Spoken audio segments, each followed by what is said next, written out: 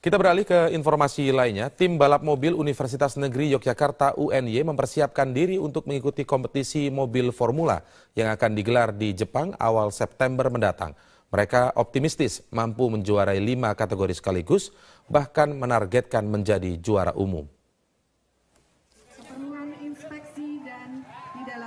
Mobil balap buatan mahasiswa Universitas Negeri Yogyakarta UNY ini akan berlaga di kompetisi mobil formula tahun 2015 di Jepang. Mobil balap bertenaga mesin 1 silinder berkapasitas 600 cc ini dalam uji coba mampu melaju di atas 130 km per jam.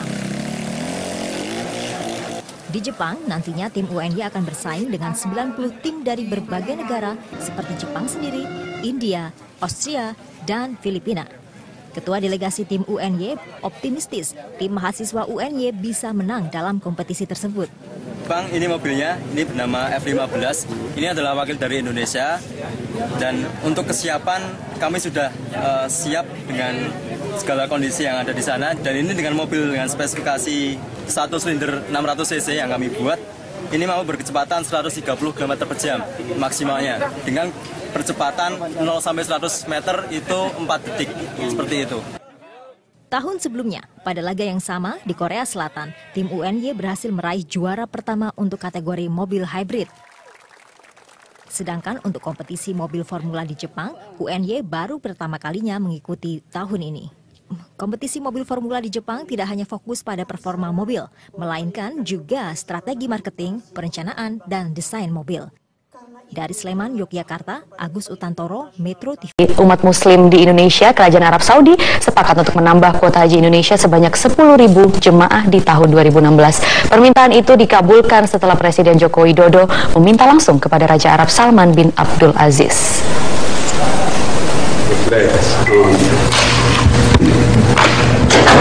Permintaan itu disampaikan langsung oleh Presiden Joko Widodo saat menghadiri jamuan makan siang Raja Arab Saudi Salman bin Abdul Aziz. Tambahan 10.000 kuota haji ini membawa angin segar masyarakat Indonesia. Meskipun begitu, pemerintah tetap berharap agar kuota jemaah haji Indonesia bisa kembali seperti semula, yakni 211.000. Dengan penambahan kuota ini diharapkan jumlah antrian calon jemaah haji akan berkurang dan waktu tunggu semakin pendek.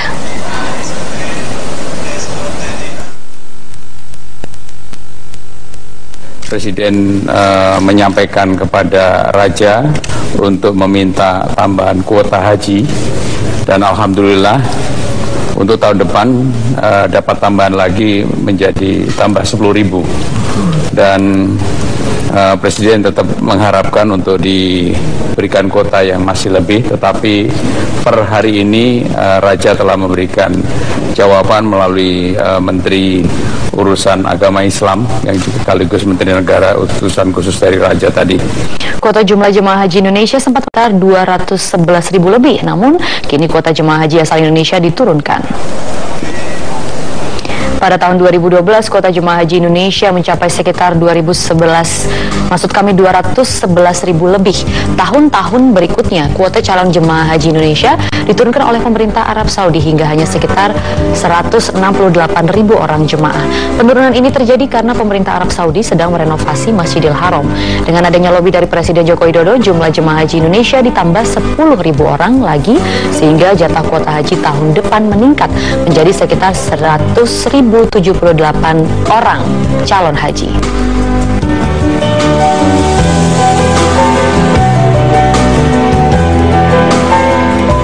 Terkait dengan potensi sebaran MERS, kembali dengan informasi dari Presiden Joko Widodo ini yang melanjutkan kunjungan Timur Tengahnya di Abu Dhabi, Uni Emirat Arab. Seperti halnya di tanah air, di Abu Dhabi ini Presiden juga belusukan ke salah satu pusat perbelanjaan di kota tersebut.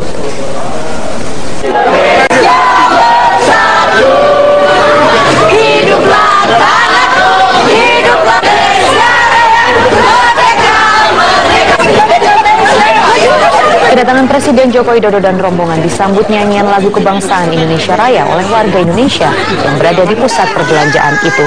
Mereka langsung mengerubuti rombongan Presiden.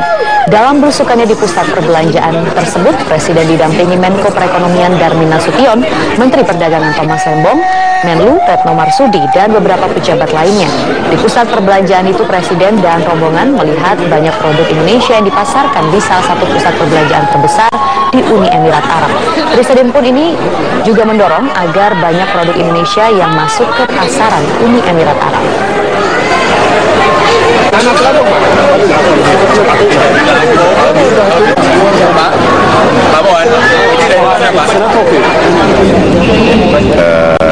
Pemiliknya menyampaikan bahwa akan membuat pabrik di Indonesia yang khusus untuk kemasan, packing semuanya akan dikerjakan di Jakarta, dan itu katanya kalau itu jadi bisa menaikkan 2-3 kali lipat kuantitinya. Jadi tidak akan mendirikan supermarket di Indonesia, Pak? Mendirikan di Indonesia, tetapi produknya memang Indonesia, bukan impor. Produknya memang produk Indonesia, dan justru dari Indonesia dibawa keluar. Tadi yang saya ingin tunjukkan itu aja. Setelah mengunjungi Joko Widodo dan rombongan melanjutkan kunjungan ke Uni Emirat Arab. Kunjungan ini bertujuan untuk memperkuat hubungan bisnis dan investasi kedua negara. Uni Emirat Arab adalah salah satu negara dengan pertumbuhan ekonomi tertinggi di Timur Tengah. Nilai perdagangan antara Indonesia dan Uni Emirat Arab mencapai 4,25 miliar dolar Amerika. Investasi Uni Emirat Arab di Indonesia mencapai 25,36 juta dolar Amerika.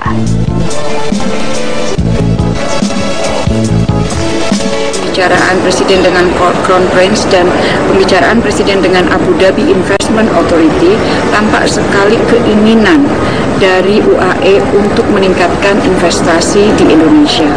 Oleh karena itu, Presiden tadi sudah menyampaikan bahwa dalam 2 minggu Presiden akan mengirim tim teknis yang akan dipimpin oleh Menteri Perdagangan dan juga Menteri ESDM untuk menindaklanjuti, untuk membahas secara detail interest dari UAE untuk investasi di Indonesia di bidang apa saja dan apa yang kita bisa tawarkan kepada UAE.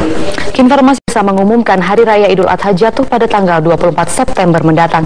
Keputusan ini diambil setelah Kementerian Agama menggelar sidang isbat yang berlangsung hanya selama 45 menit. Pada tanggal 24 September harinya Kamis. Kementerian Agama baru saja menggelar sidang isbat pada Minggu petang untuk menentukan tanggal 1 Zulhijjah 1436 Hijriah, dan sidang isbat ini digelar di kantor Kementerian Agama di Jakarta Pusat, diawali dengan pemaparan tentang posisi hilal di Indonesia secara astronomis. Pemaparan dilakukan oleh tim hisab dan ruqyat Kementerian Agama. Usai pemaparan, sidang isbat digelar secara tertutup. Sidang isbat hanya berlangsung sekitar 45 menit dan Ditjen Bimbingan Masyarakat Islam Kementerian Agama Muhammad Muhassin mengumumkan bahwa tanggal 1 Zulhijjah 1436 Hijriah dinyatakan jatuh pada Selasa 15 September 2015. Artinya, Hari Raya Idul Adha 10 Zulhijjah akan dirayakan umat Islam di Indonesia pada Kamis 24 September. Pemerintah tidak keberatan bila ada umat Islam di Indonesia yang menetapkan 1 Zulhijjah berbeda dengan pemerintah. Mulai dari Papua sudah menetapkan tanggal 1 Zulhijjah yang jatuh pada hari Selasa 15 September. Itu artinya bahwa Zulhijjah Idul Adha akan jatuh pada tanggal 24 September. Harinya Kamis. Kalau ada yang menetapkan atau yang meyakini bahwa tanggal 1 Zulhijjah itu jatuh pada besok tanggal 14 ya, tanggal 14 September itu ya kita memberikan kebebasan karena tidak ada paksaan dalam masalah. Sementara menetapkan Hari Raya Idul Adha 10 Zulhijjah 1436 Hijriah ini jatuh pada hari Rabu 23 September 2015 atau berbeda 1 hari dengan pemerintah. Muhammadiyah mengaku menetapkan 1 Zulhijjah pada tanggal 14 September setelah melihat hilal di sebagian besar wilayah di Indonesia. Ya, Ya, Muhammadiyah menetapkan untuk awal bulan itu satu kriterianya adalah sudah terjadi istima atau konjungsi. Konjungsi atau istima itu edaran bulan dan matahari di langit di ekliptika itu satu garis bujur. Nah, kedua, istima itu terjadi sebelum terbenam matahari. Nah, itu dua kriteria sudah terpenuhi. Kriteria ketiga, posisi hilal ada di atas ufuk. Posisi hilal di atas ufuk itu dalam hitungan sekarang sudah ada setengah derajatan gitu ya, rata-rata. Jadi ketiga kriteria terpenuhi, maka Muhammadiyah sudah mengambil keputusan dengan hisab murninya bahwa nanti malam setelah terbenam matahari itu sudah jatuh 1 Dzulhijjah. Selain Raja Arab Saudi Salman kemarin sempat mengunjungi